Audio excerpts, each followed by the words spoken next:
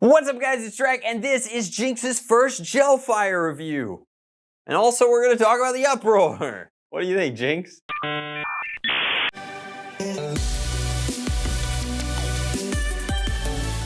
Alright, back to lap mode. Settle down there. Alrighty guys, so today we're taking a look at this very beat up Gelfire box. Now, we took a look at this when we were up at Hasbro. Feels like forever ago at this point. Gosh, time is moving fast. We live in such interesting times, YouTube land. But this is the brand new NERF Pro Gelfire Uproar. For all the uproaring times we're having. No, it's currently live, actually. The retail is $35. You can find it on Amazon and most major retailers. It's actually on sale on Amazon at the time of recording this video for $27.99. Maybe that's Prime Day, maybe it isn't. Maybe I'll remember to put an affiliate link in the description box. Who knows? This is a 10,000 round blaster because it's very cheap to include as many Gelfire rounds as you possibly can. So you'll never run out of ammo unless you're blasting every day for an entire summer. And this is the kind of product where you very easily could be doing that. Reloads are pretty inexpensive, but when you're firing 7 rounds a second, they're gonna go pretty quick. Now, it is a hopper-fed machine pistol gel blaster. Now, a lot of these are using the same internals that they have been for a very long time. I don't anticipate any out of this world performance in terms of rate of fire or FPS, but if you're into Gelfire, I definitely want to review my sample for you guys and let you know what I think of it. It is a very compact product.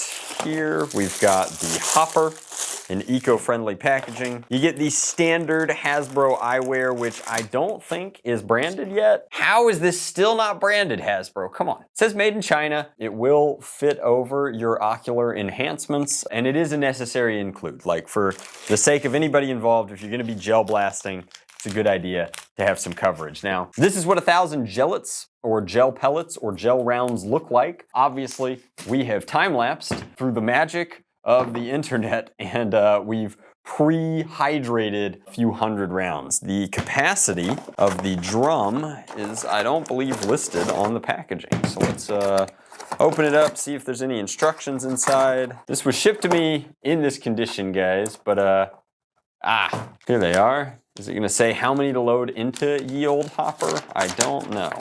Looks like instructions for batteries, instructions for hydrating, fill hopper until full. Okay, interesting, interesting.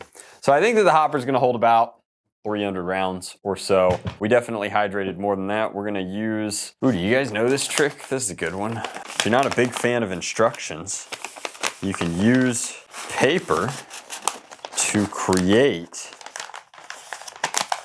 Oh yeah, really putting the old engineering degree to work. Check that out, guys. That is a homemade funnel. That's the secret secondary use. Still dropped them everywhere. Secret secondary use for the old NERF instructions. So we are plenty full there, but it's a fun little life hack for you. Make sure you use clean paper if you're gonna do it while you're cooking. Tilt blaster upside down.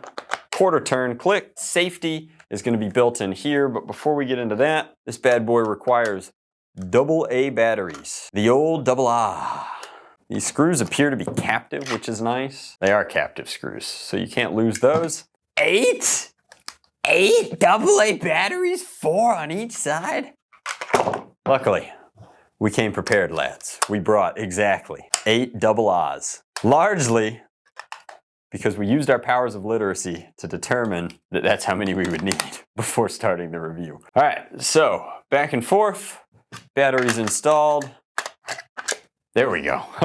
you gotta align it. There's a notch there so that the battery tray fits in just so. On the back here, you've got their standard disclaimer where it says eyewear required, which if you can read it, you're probably wearing eyewear. So these are not safety rated. Here, I'll make an honest nerfer out of us all. All right, there we go. Plus, we're 20% cooler now. So you've got one pick rail up top. It's a NERF pick rail, which means it's a pseudo pick rail. Do not trust the pseudo pick rail. It will, however, handle a lot of the old school NERF rival accessories, and you can usually fiddle something on there like a laser or light. A lot of the airsoft stuff is cross-compatible as long as it has some crunch on there. I've always been confused as to why the default for gel blasters seems to be give clean line of sight down barrel, obscure it completely with hopper full of rounds. The good news is the more you fire, the easier it'll be to see what you're aiming at as the level of rounds drops. Safety is down here inside of your grip. You have a completely nonsensical back end here. Clearly they're going for some sort of organic kind of inspiration. You've got the tessered hexagons in here. You've got paint on one side and warnings on the other. It is a little confusing to me that rather than having the ability to wrap your hand around the grip, they were like, nope, this needs to be contoured. It also needs to be completely flush, which is probably for the mold release at the factory, but also it lets you do some real wibbly-wobbly stuff. The blaster does weeble and it wobble, but it don't fall down. Kind of cool. Anyway, product has a barrel up here, also has that kind of triangle symbol there. This is mirrored throughout the industrial design of the product. The grip has it as a difference in mold release. It goes all the way through the back end too. Very interesting design language. Hexagons on the battery tray, which are the bestagons, so they get points for that. It's a very subtle deco. I would love to see the hexagon deco used on more Hasbro product finishings. Hopefully they don't consider that like a premium feature necessarily, because it is very clean. It looks really good. Imagine that as like your strife grip pattern. That would have been just awesome. Not gonna fire too terribly much inside because these are gel pellets, and Jinx runs around inside. Don't you, Jinx? What do you think about gel pellets?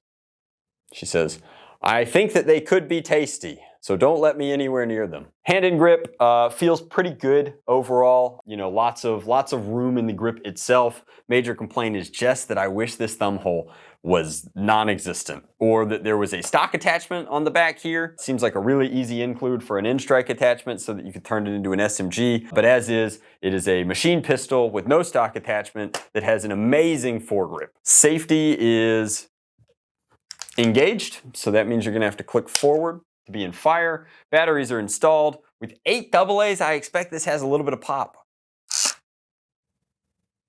Happens to the best of us, guys.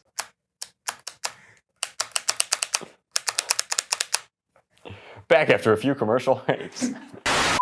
All right. Dropping more gel pellets on the ground. Ugh. It's moments like this that I miss Frank. Anyway, these are 9 lightly used batteries. Those are gone. These are 8 new batteries. Those are gone. This is a brand new sealed pack of Amazon batteries. And you know, that's as fair as we could possibly go. Alrighty. Absolutely new. Come in blocks of 6. So we're gonna have to open both blocks. We have to assume that this is, if it's not a battery-based electronic issue, where like, I just can't imagine that the board is measuring the batteries to make sure that they're all the same nominal voltage. I just don't think that the product would be that smart. But we will unbox brand new batteries on camera and install them. Fair's fair. All right. That was it. Internet land, we apologize for using batteries more than once. That was our mistake. We'll never be so callously. Nick's just gonna start being in videos pretty soon, guys. It's gonna be great. All right. Well then. Click, click, bang. It is a pretty standard gel blaster. Let's take it over the range. Let's put some shots over it. Alrighty guys, hopefully you like this new way of showing the Crony numbers. I didn't like the lighting setup with the light box and everything, and we got interesting feedback on some of the washouts, so trying something a little different. This guy is hitting mid 160s. That's pretty normal for a gel blaster. Performance on these is very variable in the accuracy, which you'll quickly see here with a 35-foot target downrange. The accuracy is largely achieved through volume. The sheer rate of fire of the product and the massive amount of onboard ammo is how you guarantee that you're hitting your target, just because the accuracy, the nature of such a variable ammo type and its relatively violent launch vector is such that they're not the most accurate things on planet Earth. However, you can effectively just squeeze until the magazine goes click because you have so much onboard ammo. I think that this is good for 30 seconds of uninterrupted fire. Let's do 10 of that real quick.